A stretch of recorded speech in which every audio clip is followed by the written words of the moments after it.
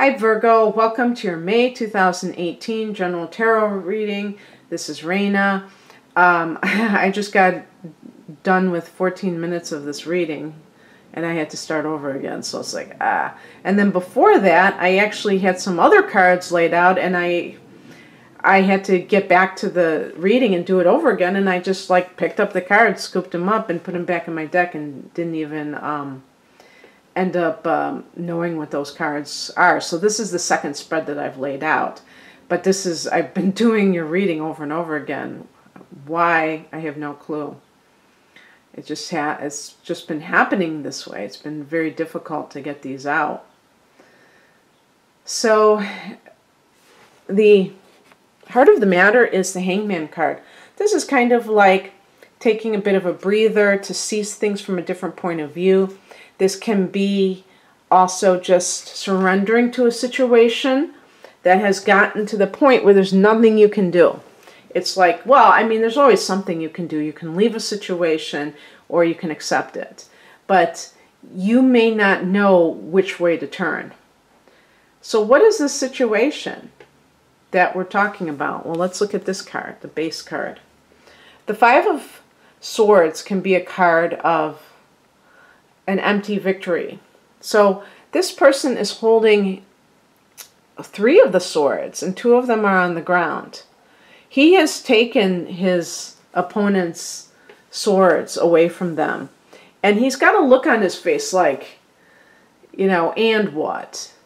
Like he's been able to outsmart them maybe. But the question remains, is this really a victory? When you can do something to get one over on someone, you know, it's debatable whether or not it's really, you're really being victorious, or whether or not there's an element of dishonesty somewhere in there.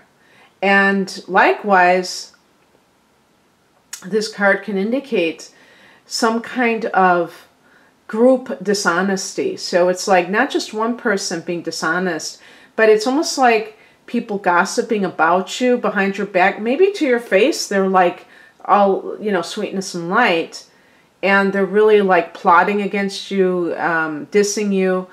I don't want to generate paranoia, but because I think that you would know what I'm talking about if this applied to you. This is like a perfect example is the workplace. And one of the things that you have to realize is that if a bunch of people are against you, that it could be saying that you threaten them in some way. Maybe they see that you have these amazing talents and they fear that you are going to get that promotion, that you're going to be on the good side of the boss. And the reptilian brain loves to protect itself from threat of loss of security. But it's really an illusion, obviously, this idea of security. It's not anything external. So, I mean, not ultimately. Yes, of course, relative security. We know that there are times when people are experiencing danger and when they're more secure. But I'm talking about the ultimate security, which is residing within you. And yeah, I think the workplace situation can really be a disappointing place because there are so many people who don't get like the point of everything, who really think that they can take that which doesn't belong to them and actually be happy, or they can cheat their way to the top. And of course, this could be in a personal relationship that perhaps if you, Virgo, were involved with somebody who was married and that person ended up leaving their spouse for you, you may be saying, okay, now what? Because it wasn't what you bargained for. And so when I say empty victory, yeah, it could involve different parties. And you may get what you want, but it isn't good enough. And we have here the Seven of Swords, again, this is a card of deception too. This can indicate cheating. So it could be like a scenario where the other person left their spouse for you and yet they're still cheating. And you're like you're clutching your pearls over it and acting so surprised when you should have expected that, because that's what you did to their spouse, their partner. And so you should have expected that it could happen to you. And now it has. The other thing, it could be that this person it just like could be a reiteration of somebody cheating on you, your partner cheating on you, and maybe the Hangman is that you're still hanging in there with that relationship. You still haven't thrown in the towel. So with the Nine of Cups as a spiritual message, it could be, by the way, I have the spiritual message, which could also be advice, and then the mundane, which is more of the actual practical advice. But the spiritual message, there could be alcoholism, somebody who is overindulgent, maybe sexual addiction. But with alcoholism, it could be that is the scenario where they tend to become vulnerable to, cheating, because they're in that environment where it makes it easier. But the Nine of Cups is a positive card of wish fulfillment. It might be saying be careful of what you wish for, because you might just get it. And, if it's this person who you thought was so great, and then they turn out to be a cheater, but you already knew they were a cheater. So it's like, what were you thinking? Why did you think that it would be any different? But also with the Nine of Cups, understanding that people's indulgence can affect you adversely. And so you may feel like you're being affected by somebody else's addictive tendencies for whatever reason, and they are not being straight with you. They're being dishonest, but you still haven't kind of given up on it.